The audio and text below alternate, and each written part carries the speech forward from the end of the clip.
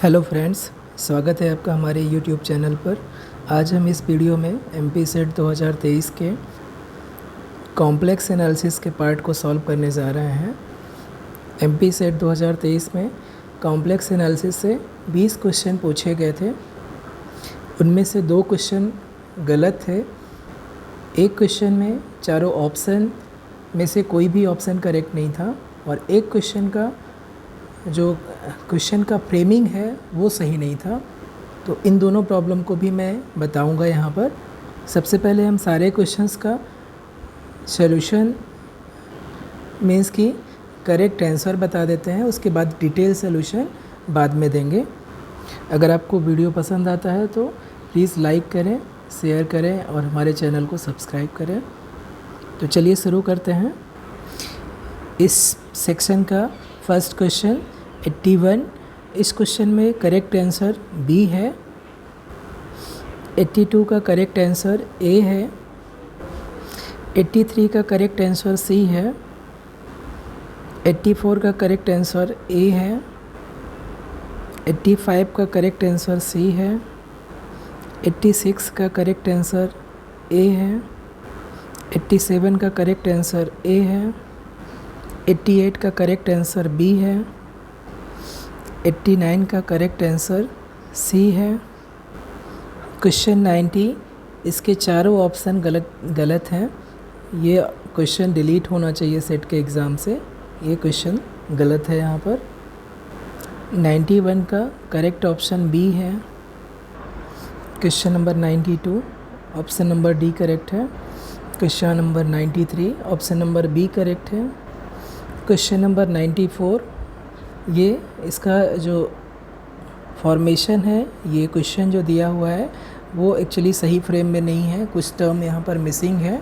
तो इसकी वजह से ये क्वेश्चन 94 ये इनकरेक्ट है और इसको भी सेट एग्ज़ाम से डिलीट होना चाहिए या इसके मार्क्स सभी को मिलने चाहिए। तो अकॉर्डिंगली आप इन दोनों क्वेश्चन को क्लेम कर सकते हैं कि इन्हें डिलीट किया जाए अगर उसमें ऑप्शन देता है तो MPPSC। Question number 95 option number A correct है। Option number 96 option B correct है। Option number 97 correct option C है। Option number 98 correct option D है। Question number 99 option number A correct है। क्वेश्चन नंबर 100 इसमें correct है Schwartz lemma ए। तो मैंने 20 में से 18 क्वेश्चन जो कि करेक्ट क्वेश्चन थे, उन सभी के जो राइट आंसर है, करेक्ट ऑप्शन है, उसको मैंने अभी आपको बताया। 2 क्वेश्चन यहाँ पर ऐसे थे जो यहाँ पर आप कह सकते हैं टाइपो हैं या उनमें कुछ गलतियाँ हैं, जिसकी वजह से इन दोनों क्वेश्चन को डिलीट होना चाहिए या तो उसके मार्क्स सभी को मिलना चाहिए। अब हम क्या करेंगे, इन सारे क्वेश्चन को डिटेल में सॉल्व करेंगे। ये आपको हेल्प करेगा। असिस्टेंट प्रोफेसर एग्ज़ाम की आप तैयारी कर रहे होंगे तो उसके लिए भी हेल्प करेगा। तो आप पूरा वीडियो देखेंगे तो आपको बहुत ज़्यादा फ़ायदा मिलने वाला है, क्योंकि ऐसे ही टाइप के ये क्वेश्चन उस एग्ज़ाम में भी पूछे जाएंगे। वीडियो आपको अच्छा लग रहा है तो प्लीज़ लाइक करें और कमेंट करें कि आप और किस टॉपिक पे वीडियो चाहते हैं। यहाँ पर अब डिटेल सॉल्यूशन में फर्स्ट क्वेश्चन को यानी कि 81 को अगर कंसीडर करें तो ये क्वेश्चन बहुत ही ऑब्वियस है। फर्स्ट ऑप्शन में दिया हुआ है 1/z equal to z upon mod of z का स्क्वायर।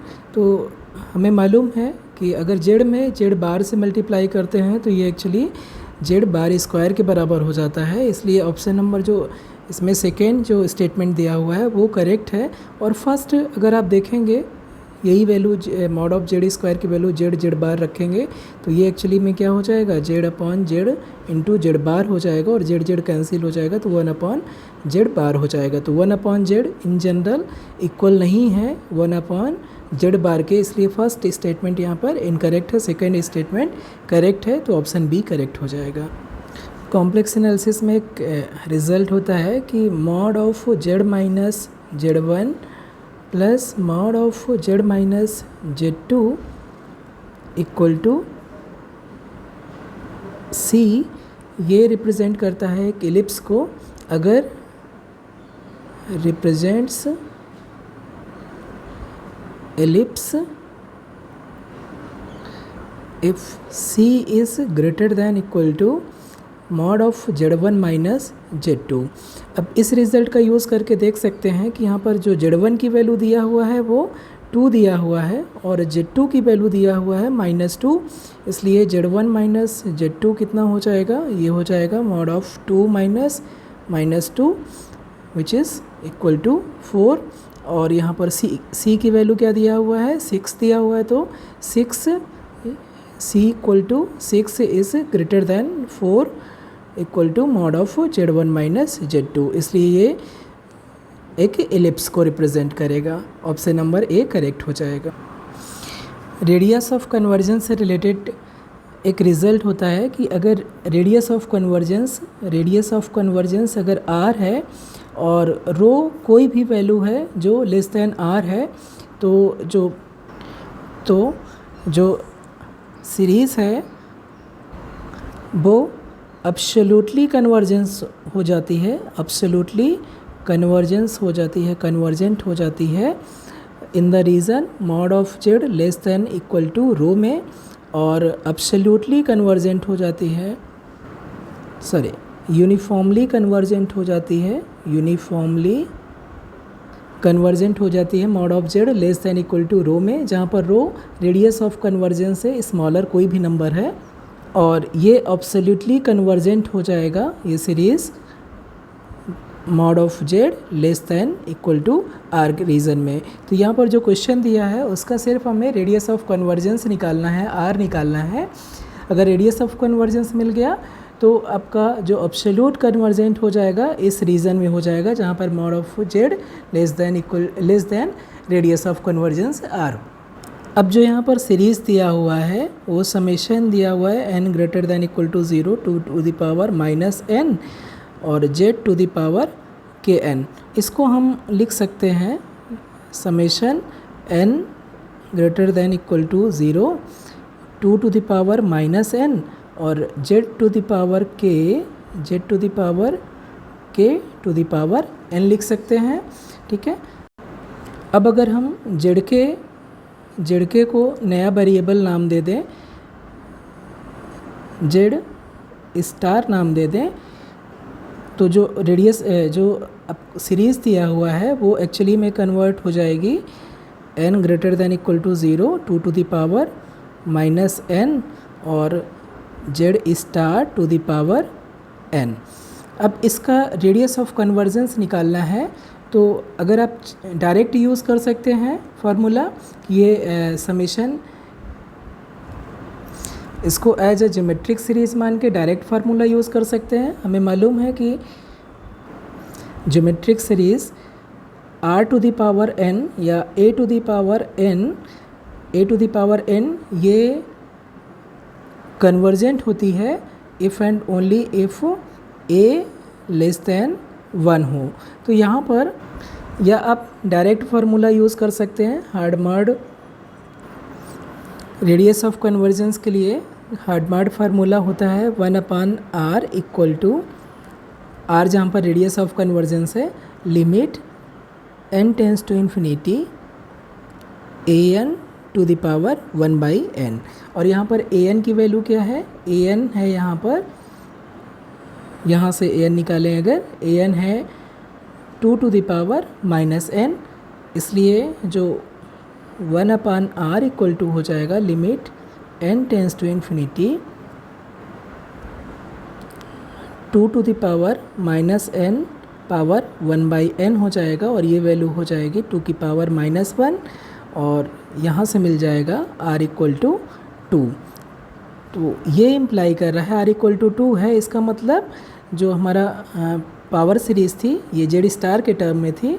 इसका मीनिंग क्या है कि मॉड ऑफ Z स्टार जब लेस दैन 2 होगा तो ये जो सीरीज़ है पावर सीरीज़ ये एब्सोल्युटली कन्वर्जेंट होगी, और चूँकि मॉड ऑफ Z स्टार की अगर वैल्यू यहाँ पर रख दें तो ये किसके बराबर है, Z to the power k का मॉड लेस दैन 2, और मॉड फंक्शन की प्रॉपर्टी से ये किसके बराबर हो जाएगा, जेड की पावर के लेस दैन 2 हो जाएगा। और यहाँ से आ जाएगा जब mod of Z less than 2 की पावर 1/k हो, तो ये कंडीशन हो जाएगी जब मॉड ऑफ जेड की वैल्यू लेस दैन 2 की पावर 1/k होगा, तो ये सीरीज़ जो दी हुई है वो एब्सोल्युटली कन्वर्जेंट होगी, इसलिए ऑप्शन नंबर सी करेक्ट है। नेक्स्ट क्वेश्चन 84 को कंसीडर करते हैं। यहाँ पर रेडियस ऑफ कन्वर्जेंस निकालना है। n = 0 to इन्फिनिटी दिया हुआ series 1/3 + i to the power n z to power 3n दिया हुआ है। यहाँ पर an की वैल्यू है, अगर कंपेयर करें an अगर हम पूरे को मान लें और रेशियो टेस्ट अप्लाई कर दें तो ये हो जाएगा an = z to the power 3n upon 3 + i to the power n है, और इसलिए an + 1 कितना हो जाएगा, z 3 to the power n + 3 हो जाएगा। n की जगह n + 1 रखेंगे और 3 से मल्टीप्लाई हो जाएगा तो 3n + 3 हो जाएगा, divided by 3 + i to the power n + 1। और अब हम रेशियो टेस्ट यहाँ पर यूज़ कर सकते हैं। रेशियो टेस्ट अप्लाई करेंगे तो रेडियस ऑफ कन्वर्जेंस हमारा मिल जाएगा। रेशियो टेस्ट क्या कहता है कि समेशन an कोई सीरीज़ है, तो ये रेशियो टेस्ट क्या कहता है कि ये एब्सोल्युटली कन्वर्जेंट होगी अगर an/an + 1 का जो मॉडुलस है, इसकी लिमिट अगर लें, limit n tends to infinity पे इसकी वैल्यू ग्रेटर दैन 1 हो जाए। तो देखते हैं हम यहाँ पर an/an + 1 कंसीडर करेंगे तो ये हो जाएगा 3 + i upon z to the power 3 आएगा। और एब्सोल्युटली कन्वर्जेंट होने के लिए ये लिमिट यानी कि an/an + 1 का जो मैग्नीट्यूड है, यानी कि 3 + i का मैग्नीट्यूड 3 + ये लिमिट लेंगे, this is equal to limit n tends to infinity 3 + i upon z³, ये क्या होना चाहिए, ग्रेटर दैन 1 होना चाहिए रेशियो टेस्ट से इसको एब्सोल्युटली कन्वर्जेंट होने के लिए। और यहाँ से वैल्यू आ जाएगी, अगर हम लिमिट यहाँ पर n पे डिपेंड नहीं कर रहा है तो ये हो जाएगा 3 + i का modulus divided by mod of z³ 3, ये क्या होना चाहिए, ये ग्रेटर दैन 1 होना चाहिए एब्सोल्युटली कन्वर्जेंट होने के लिए। और ये क्या इम्प्लाई करेगा, ये इम्प्लाई करेगा कि z³ 3 ये less than modulus of 3 + i, ये हो जाएगा 10 to the √ 3² + 1² यानी कि 10 हो जाएगा। यानी कि यहाँ से जो z की वैल्यू आ जाएगी, mod of z should be less than 10 to the power √10 को 10 की पावर 1/2 ले सकते हैं, और ये पावर 3 है, z की पावर 3 है, उधर जाएगा तो इसकी होल पावर 1/3 कर देगा, और ये इम्प्लाई करेगा mod of z less then 10 की पावर 1/6। तो ये कंडीशन आ गई z में कि z की वैल्यू जब इस 10 की पावर 1/6 से स्मॉलर होगी तभी ये सीरीज़ एब्सोल्युटली कन्वर्जेंट होगी। इसलिए ये जो वैल्यू है 10 की पावर 1/6, ये क्या हो जाएगी, रेडियस ऑफ कन्वर्जेंस हो जाएगी। और चाहे तो आप डायरेक्ट फार्मूला यूज़ करके भी निकाल सकते हैं, जो भी प्रीवियस क्वेश्चन में हमने यूज़ किया था। नेक्स्ट क्वेश्चन को कंसीडर कर, क्वेश्चन नंबर 85। यहाँ साइन हाइपरबोलिक जेड का ज़ीरोज़ निकाल रहा है। तो हम जानते हैं कि साइन हाइपरबोलिक जेड होता है e⁻z minus e⁻−z divided by 2।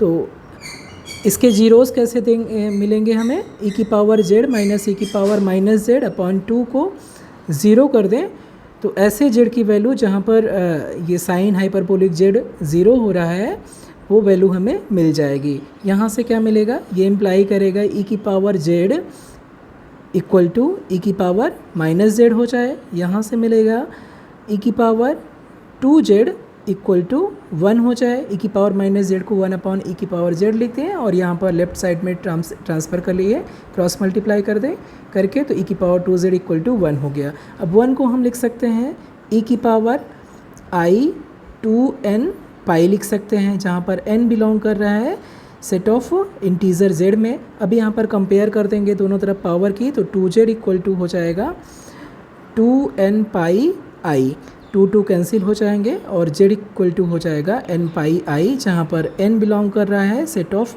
Integer में। तो ये हो जाएंगे साइन हाइपरबोलिक फंक्शन के ज़ीरोज़। तो हमारा ऑप्शन नंबर सी करेक्ट हो जाएगा।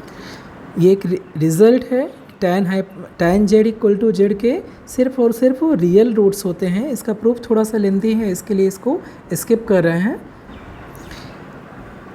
यहाँ पर हार्डमार्ड फार्मूला दिया हुआ है रेडियस ऑफ कन्वर्जेंस के लिए। ऑप्शन नंबर ए हार्डमार्ड फार्मूला को रिप्रेजेंट करता है। यहाँ पर रो रेडियस ऑफ कन्वर्जेंस है, 1 upon rho equal to limit superior mod of an to the power 1 by an होता है।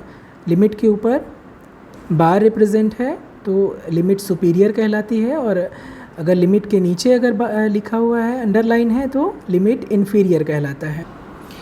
नेक्स्ट क्वेश्चन को 88 को कंसीडर करते हैं। यहाँ पर फंक्शन दिया हुआ है fz इक्वल टू e की पावर z बार दिया हुआ है।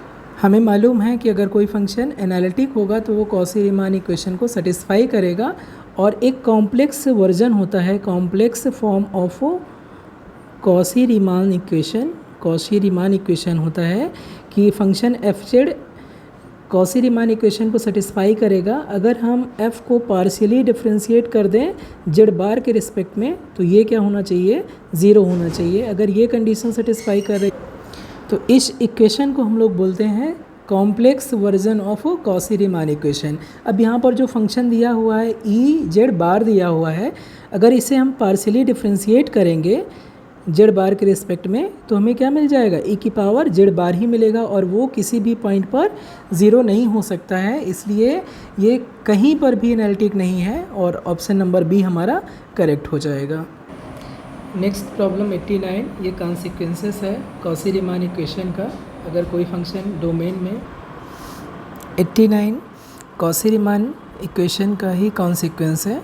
अगर f कोई एनालिटिक फंक्शन है किसी डोमेन D में और कोई भी कंडीशन हो, चाहे तो उसका रियल पार्ट अगर f इक्वल टू है u प्लस आई वी, तो अगर u कांस्टेंट है या b कांस्टेंट है या मॉड ऑफ f कांस्टेंट है यानी कि मॉडुलस कांस्टेंट है, इसका मीनिंग क्या है, u square plus b square ये कांस्टेंट है। u यानी रियल पार्ट, इमेजिनरी पार्ट या उसका मॉडुलस कुछ भी कांस्टेंट है तो फंक्शन क्या हो जाएगा, कांस्टेंट हो जाएगा। तो यहाँ पर दोनों option, real part of f यहाँ पर कांस्टेंट है फर्स्ट स्टेटमेंट में, और दूसरे सेंटेंस में मॉडुलस ऑफ f कांस्टेंट है, तो दोनों से कंक्लूड होगा कि f कांस्टेंट फंक्शन है। बोथ फर्स्ट और सेकेंड स्टेटमेंट यहाँ पर करेक्ट हो जाएंगे। Cauchy Riemann equation in polar form होता है u r equal to 1 upon r v theta first और second, u theta equal to minus r v r। ये दोनों इक्वेशन साइमल्टेनियसली रिप्रेजेंट करते हैं polar form of Cauchy Riemann equations. ठीक है, इनमें से कोई भी ऑप्शन यहाँ पर v को नहीं कंटेन कर रहा है, यहाँ पर सिर्फ और सिर्फ u ही वेक्टर दिया हुआ है, u दिया हुआ है, इसलिए ये सारे ऑप्शन इनकरेक्ट है इन जनरल। नेक्स्ट क्वेश्चन को देखें, यहाँ पर c दिया हुआ है सेमी सर्कुलर आर्क दिया हुआ है।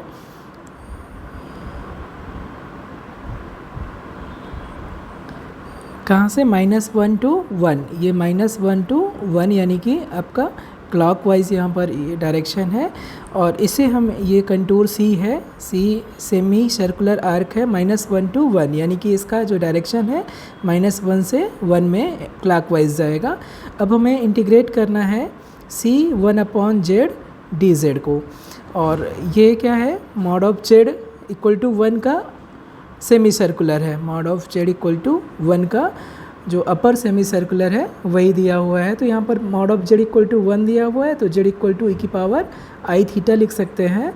और यहाँ पर जब -1 पर यहाँ पर थीटा की वैल्यू हो जाएगी पाई, और 1 पर थीटा की वैल्यू हो जाएगी 0, यहाँ पर थीटा की वैल्यू हो जाएगी पाई। तो हम इसको लिख सकते हैं पाई टू 0, इसको हम, और 1/z हो जाएगा 1/e की पावर आई थीटा, और यहाँ से dz अगर निकालेंगे तो dz हो जाएगा आई ई की पावर आई थीटा डी थीटा। तो आई ई की पावर आई थीटा डी थीटा हो जाएगा, आई ई की पावर आई थीटा कैंसिल, यहाँ से हो जाएगा integral pi to 0 I D theta, और इंटीग्रेट करेंगे तो हमें मिल जाएगा, आई कॉमन ले लेंगे 1 थीटा मिलेगा, और अपर लिमिट रखेंगे तो 0 आ जाएगा, और लोअर लिमिट रखेंगे तो पाई आ जाएगा, तो अल्टीमेटली माइनस पाई आ जाएगा हमारा। तो ऑप्शन नंबर बी करेक्ट हो जाएगा।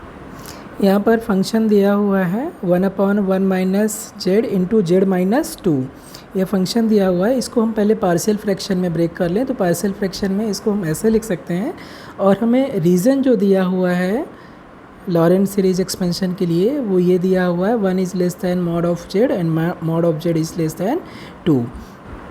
तो यहाँ से हमें क्या मिल जाएगा, अगर हम 1/mod ऑफ जेड की वैल्यू निकालें तो ये लेस दैन 1 हो जाएगी, और ये फर्स्ट इनइक्वलिटी से, और सेकेंड इनइक्वलिटी से हमें मिल जाएगा क्या कि mod of Z less than upon 2 ये लेस दैन 1 हो जाएगी। तो इस रीज़न के लिए हम इस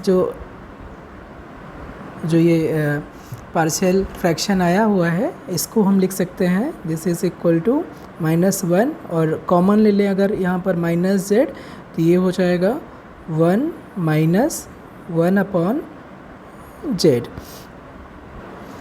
ये फर्स्ट जो टर्म है वहाँ से -z हमने कॉमन लिया है, और सेकेंड टर्म है वहाँ से हमने -2 कॉमन लिया है, तो ये 1 - 1/z आ गया है। तो 1/z की जो मैग्नीट्यूड है वो लेस दैन 1 है यहाँ से, और z/2 इसका भी मैग्नीट्यूड अगर लेंगे तो वो लेस दैन 1 है। तो हम इसको लिख सकते हैं, यहाँ से माइनस माइनस कैंसिल हो जाएगा, और ये आ जाएगा 1/z, और 1 - 1/z पावर -1, और यहाँ से भी माइनस माइनस प्लस हो जाएगा, और 1/2 हो जाएगा, और पावर 1 - z/2 की पावर -1 हो जाएगा। अब हम इसे बाइनोमियल थ्योरम की हेल्प से एक्सपैंड कर सकते हैं, क्योंकि हमें मालूम है कि 1 - अल्फ़ा पावर -1 ये होता है, अगर अल्फ़ा लेस दैन 1 है तो ये हो जाता है 1 + अल्फ़ा प्लस, अगर मॉड ऑफ अल्फ़ा की वैल्यू लेस दैन 1 है तो ही ये होता है 1 + alpha plus alpha square plus dot dot, ये geometric series infinite geometric series में कन्वर्ट हो जाता है। तो यहाँ से हमें मिल जाएगा 1/z, और 1 + 1/z plus 1/z square plus 1/z³ plus dot dot ये मिल जाएगा, और सेकेंड टर्म से मिल जाएगा हमें 1/2 और 1 + z/2 plus z²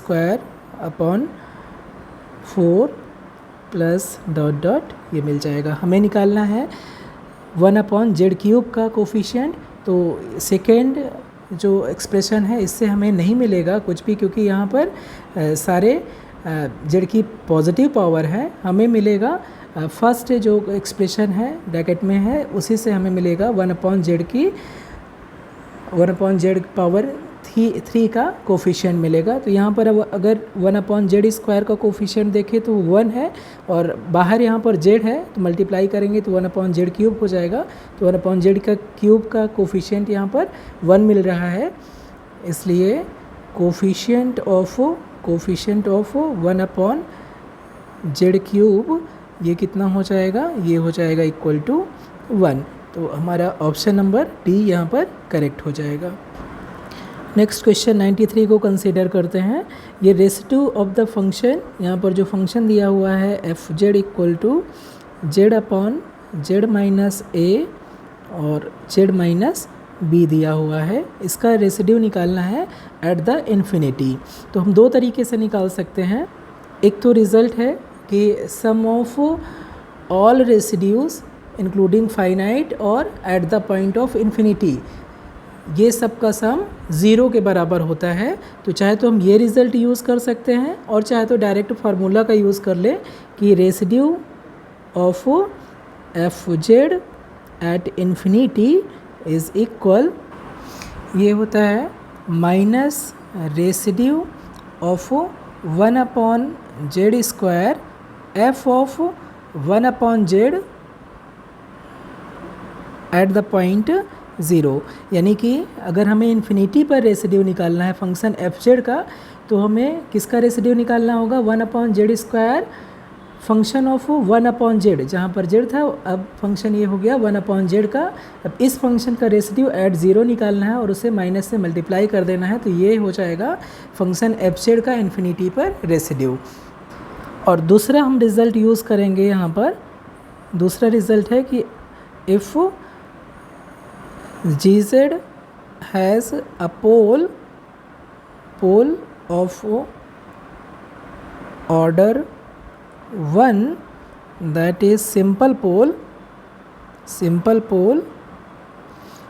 at z equal to z0, then residue of gz at z0 is equal to limit z tends to z0 z minus z0 multiplied by gz।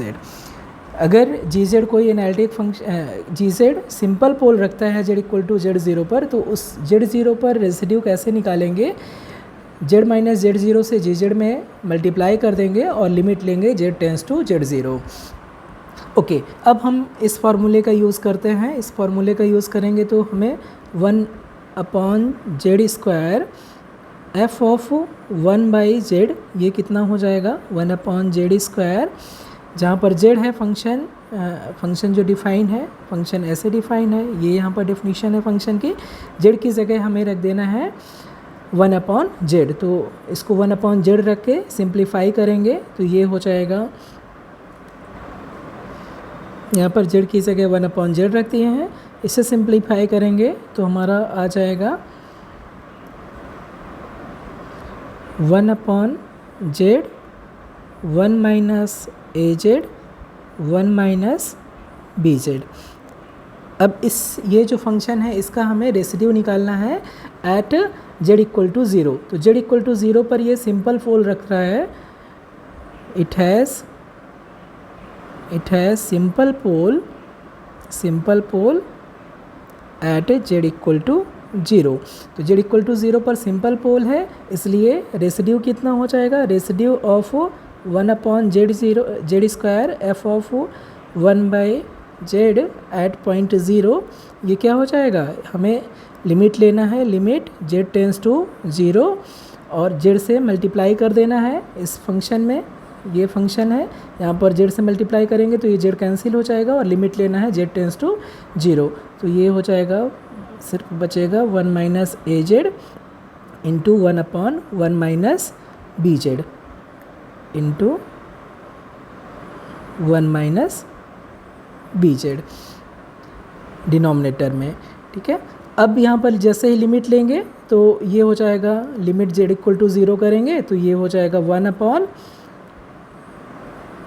Minus zero into 1 minus zero, यानी कि ये 1 हो जाएगा। तो residue हमें क्या मिल गई, 1 मिल गई। और अब हम फार्मूले का यूज़ कर देंगे, यहाँ पर हमने ये कैलकुलेट कर लिया है लेकिन इसमें माइनस साइन से मल्टीप्लाई करना है, तभी हमें रेसिड्यू एट इन्फिनिटी मिलेगा।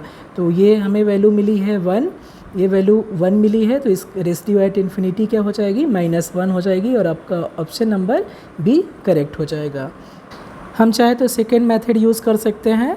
यहाँ पर देखेंगे जो फंक्शन दिया हुआ है F Z equal to z/z minus a z minus b, ये सिंपल पोल रख रहा है at z equal to a और z इक्वल टू b। तो residue of f at a, ये क्या हो जाएगा, just limit z tends to a और z माइनस a से मल्टीप्लाई करना है, z minus a into F of z। तो तो ये वैल्यू हो जाएगी, जैसे ही जेड माइनस ए से मल्टीप्लाई करेंगे तो ये जेड माइनस ए कैंसिल हो जाएगा और हमें मिल जाएगा a upon a minus b मिल जाएगा।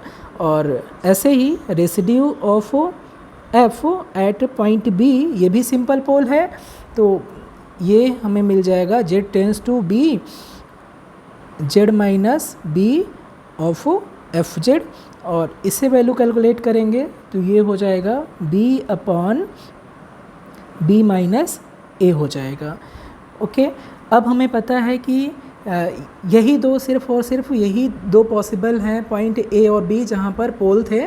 तो सभी सिंगुलरिटी, सभी पॉइंट जो सिंगुलर पॉइंट हैं, जितने भी पोल्स हैं, उन सब पर अगर हम रेसिड्यू निकालें और इंक्लूडिंग इन्फिनिटी और उन सब का सम करें तो ज़ीरो आना चाहिए। तो पहले हम देख लेते हैं कि फाइनाइट प्लेन पे जो रेसिड्यू है उसका सम कितना है। तो फाइनाइट प्लेन पे रेसिड्यू का सम कितना हो जाएगा, residue of F at a plus residue of F at b, ये कितना हो जाएगा, ए अपॉन आया है ए माइनस बी और plus B upon B minus a. इसको सिंप्लीफाई करेंगे तो ये हो जाएगा a upon a minus b और minus b upon a minus b हो जाएगा, एलसीएम ए माइनस बी आ जाएगा और ये कैंसिल आउट होके 1 हो जाएगा। तो जो फाइनाइट प्लेन पे हमें रेसिड्यू आ रहा है उसका सम 1 आ रहा है, इसलिए इन्फिनिटी पर जो रेसिड्यू आएगा, इसलिए residue of F at infinity is equal -1, क्योंकि सभी रेसिड्यू का जो सम है वो 0 होना पड़ेगा। तो फाइनाइट पॉइंट पे जितने भी रेसिड्यू हैं उन सब का सम 1 हो रहा है, तो रेसिड्यू एट इनफाइनाइट -1 हो जाएगा। ऑप्शन बी करेक्ट हो जाएगा। कोई भी आप मेथड यूज़ कर सकते हैं जो भी आपको आसान लगे। नेक्स्ट क्वेश्चन गलत है तो इसको हम लोग कुछ भी नहीं करेंगे। नेक्स्ट प्रॉब्लम 95 को कंसिडर करते हैं और यहाँ पर दिया हुआ है जो फंक्शन एफ जेड है equal to 1 plus Z square power n plus k divided by z to the power 2n plus 1। इसका हमें रेसिड्यू निकालना है एट जेड इक्वल टू 0 पे। तो जस्ट ऑब्जर्वेशन है कि यहाँ पर जो पोल है वो कितने ऑर्डर का है, 2n प्लस 1 ऑर्डर का है। 2n प्लस 1 ऑर्डर का यहाँ पर पोल है एट जेड इक्वल टू 0 पर। तो हमारे पास फॉर्मूला है एक, ये फार्मूला होता है अगर कोई फंक्शन है जी जेड जो पोल रखता है ऑर्डर m का एट जेड 0, तो residue of Z G Z at Z 0 उसको हम इस फार्मूले की हेल्प से निकालते हैं। तो यहाँ पर जो दिया हुआ है एफ जेड है उसके पास 2n प्लस 1 ऑर्डर का पोल है, इसलिए इस फार्मूले को हम इस फंक्शन के लिए अप्लाई करेंगे तो हमें मिलेगा, हमने क्या किया है, रेसिड्यू ऑफ एफ एट 0 हमने जो ऊपर फार्मूला था उसी का यूज़ किया है। यहाँ पर 2n प्लस 1 ऑर्डर का पोल है, इसलिए जो फार्मूला में सब्स्टिट्यूट करेंगे तो हमें ये वैल्यू मिल जाएगी। अब Leibniz rule for successive differentiation का यूज़ करके सिंप्लीफाई करेंगे और लिमिट लेंगे तो हमें अल्टीमेटली मिल जाएगा जो ऑप्शन नंबर 1 है n प्लस के n। ये एक्चुअली में ये एक स्टैंडर्ड नोटेशन है जो रिप्रेजेंट करता है n प्लस के सी n, ठीक है। और ये किसके बराबर है, n प्लस के का फैक्टोरियल अपॉन n प्लस के माइनस n का फैक्टोरियल, यानी कि k का फैक्टोरियल इंटू n फैक्टोरियल, ये इसके बराबर है। तो हम क्या करेंगे, चाहे तो आप क्या कर सकते हैं कि n equal to 1 k equal to 1 के लिए पर्टिकुलर केस के लिए हम देख सकते हैं कि ऑप्शन नंबर 1 ही करेक्ट है, बाकी सब इनकरेक्ट हैं। यानी कि अगर हम कंसीडर कर लें F Z equal to 1 plus Z square power 2 1 plus 1, n और k की दोनों की वैल्यू 1 प्लस 1 है तो पावर 2 हो जाएगी अपॉन जेड पावर 3। यहाँ पर पोल है 3 ऑर्डर का है, इसलिए जो रेसिड्यू हो जाएगा of F at 0 1 upon 2 factorial 3 minus 1 factorial limit z tends to 0 और d2 by D Z to Z cube से मल्टीप्लाई करेंगे और हमें सिर्फ मिलेगा 1 प्लस जेड स्क्वायर पावर 2। इसे हम सिंप्लीफाई करें 1/2 फैक्टोरियल है, limit Z tends to 0। First time differentiate करेंगे तो ये हो जाएगा 2 times 1 plus Z square into 2z हो जाएगा। और इसको हम लिख सकते हैं 1/2 factorial limit Z tends to 0 D by D Z. थोड़ा सा और सिंप्लीफाई कर लें तो ये हो जाएगा 4z प्लस 4z क्यूब हो जाएगा। और अगेन डिफ्रेंशिएट करेंगे तो 1/2 फैक्टोरियल यानी 1/2 लिमिट जेड टेंस टू 0 और डिफ्रेंशिएट करेंगे तो ये हो जाएगा 4 प्लस 12z स्क्वायर हो जाएगा। और जैसे ही लिमिट रखेंगे जेड टेंस टू 0 करेंगे तो ये 1/2 इंटू 4 यानी कि 2 हो जाएगा। तो हमारा रेसिड्यू की वैल्यू इस पर्टिकुलर फंक्शन के लिए जब n इक्वल टू 1 है और k इक्वल टू 1 है तो रेसिड्यू कितना आ गया, रेसिड्यू ऑफ f एट 0 आ गया 2। अब देखिए कि फर्स्ट ऑप्शन ए के लिए है ये 1 प्लस 1 और 1 यानी कि ये हो जाएगा 2c1 और 2c1 की वैल्यू होती है 2। बी ऑप्शन के लिए हो जाएगा ये 2 यानी कि 2c2 और इसकी वैल्यू होती है 1। और सी ऑप्शन के लिए ये हो जाएगा n 1 है और k भी 1 है यानी कि 1c1 और ये वैल्यू हो जाएगी 1।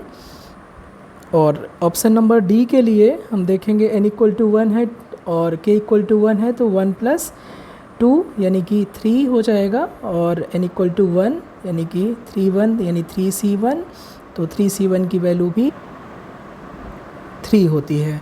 तो हमारा जो रेसिड्यू आया है वो 2 आया है। ऑप्शन नंबर बी भी इनकरेक्ट है, सी भी इनकरेक्ट है और डी भी इनकरेक्ट है। फर्स्ट ऑप्शन में जो ऑप्शन नंबर ए है n प्लस के सी एन की वैल्यू 2 आ रही है यहाँ पर जब n इक्वल टू 1 है, k इक्वल टू 1 है और यही हमारी रेसिड्यू की वैल्यू है, इसलिए ऑप्शन नंबर ए ही करेक्ट होगा। हमने एक पर्टिकुलर केस लेके वेरीफाई कर लिया है और जनरल केस के लिए आपको Lebanese successive rule for differentiation का यूज़ करना है और उसके बाद सिंप्लीफाई करेंगे तो हमें मिल जाएगा कि ये एक्चुअली में इस फंक्शन का z इक्वल टू 0 पर अगर हम रेसिड्यू निकालेंगे तो वो n प्लस के सी एन के बराबर आएगा। नेक्स्ट क्वेश्चन को कंसीडर करते हैं 96। यहाँ पर एफ जेड दिया हुआ है alpha Z square plus alpha Z square plus 3 upon z minus 1 का होल स्क्वायर और कह रहा है कि z इक्वल टू 1 पर इसका रेसिड्यू 4 है। यहाँ पर z इक्वल टू 1 पर 2 ऑर्डर का यहाँ पर पोल है, इसलिए जो रेसिड्यू हो जाएगा 4 इक्वल टू दिया हुआ है रेसिड्यू ऑफ f एट 1 और बाय डेफिनेशन 2 ऑर्डर का है तो ये हो जाएगा 1/2 माइनस 1 का factorial limit z tends to 1 z minus 1 के स्क्वायर से मल्टीप्लाई करेंगे z minus 1 D by D Z of z minus 1 का स्क्वायर इंटू एफ जेड। ये बाई फार्मूला हो जाएगा, ऊपर जो हमने फार्मूला लिखा है इसकी हेल्प से ये हो जाएगा 1/2 माइनस 1 फैक्टोरियल यानी कि 1 हो जाएगा। तो ये एक्चुअली में हो जाएगा लिमिट z टेंस टू 1 और d by D Z of z minus 1 का स्क्वायर एफ जेड में मल्टीप्लाई करेंगे तो सिर्फ हमें मिलेगा अल्फ़ा जेड स्क्वायर प्लस 3 और इसको डिफ्रेंशिएट करके लिमिट लेंगे तो लिमिट z टेंस टू 1 हो जाएगा और ये डिफ्रेंशिएट करने पे 2 अल्फ़ा जेड और 3 को डिफ्रेंशिएट करेंगे तो 0 हो जाएगा। लिमिट लेंगे z टेंस टू 1 करेंगे तो ये 2 अल्फ़ा हो जाएगा।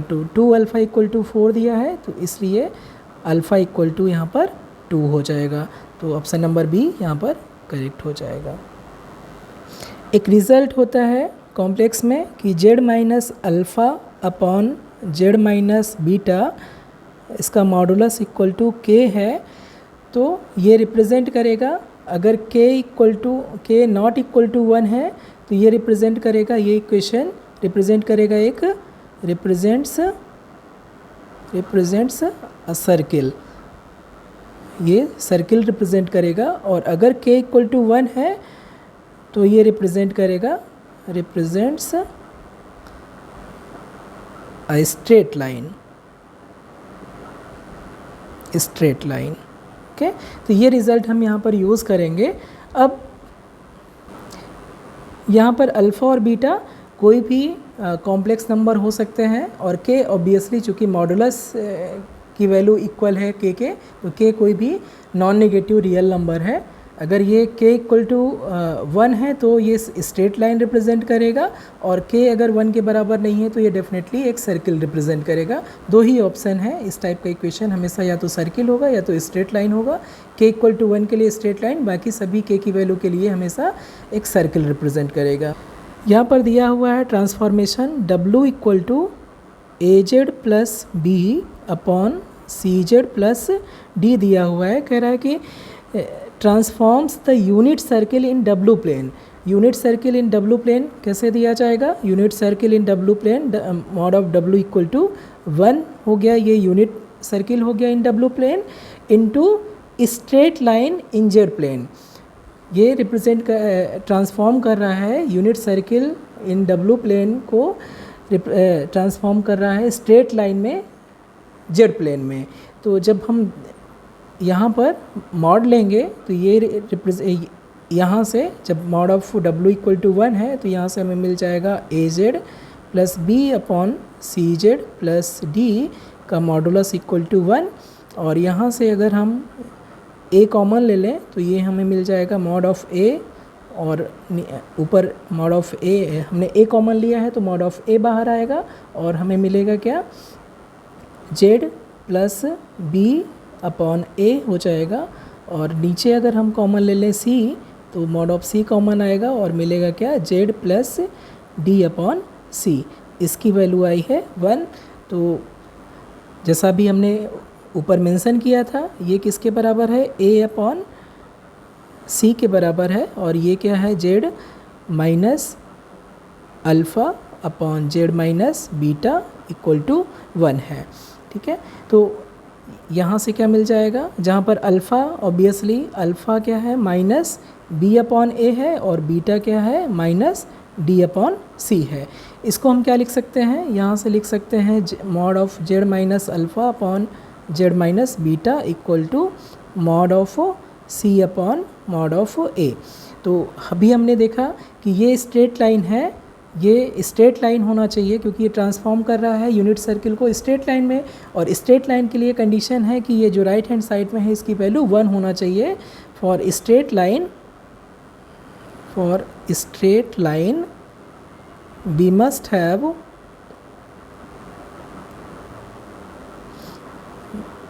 Mod of c upon a, इसकी वैल्यू कितना होना चाहिए, 1 होना चाहिए। ये इम्प्लाई करेगा कि mod of c equal to mod of a, modulus की प्रॉपर्टी से। तो यहाँ पर ऑप्शन नंबर जो सी है वो करेक्ट हो जाएगा। नेक्स्ट क्वेश्चन में एक ट्रांसफॉर्मेशन दिया है w, 98 question, w equal to i z plus i. अगर हम w इक्वल टू ले लें u प्लस आई वी और z equal to x plus i y, तो ये ट्रांसफॉर्मेशन हो जाएगा u plus i v equal to i times x plus i y और प्लस आई, और ये किसके बराबर हो जाएगा, i कॉमन हो जाएगा x प्लस 1 और प्लस माइनस y के। अगर रियल पार्ट और इमेजिनरी पार्ट को अलग अलग कर ले तो यहाँ से इमेजिनरी पार्ट को करेंगे तो आ जाएगा x plus 1 equal to b आ जाएगा इमेजिनरी पार्ट को इक्वल करने से।